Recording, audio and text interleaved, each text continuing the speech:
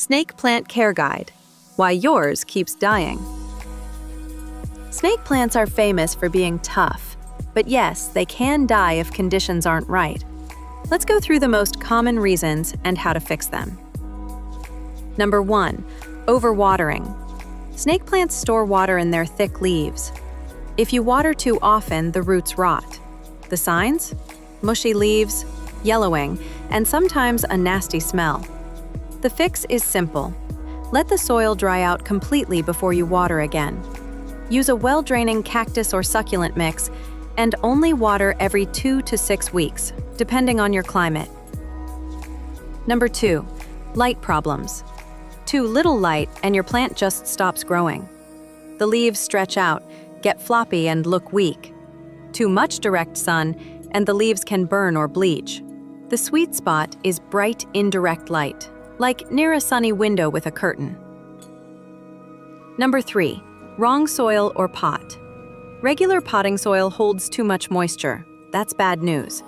Instead, use a fast-draining mix, and always choose a pot with drainage holes. Number 4. Temperature and humidity stress. Snake plants hate the cold.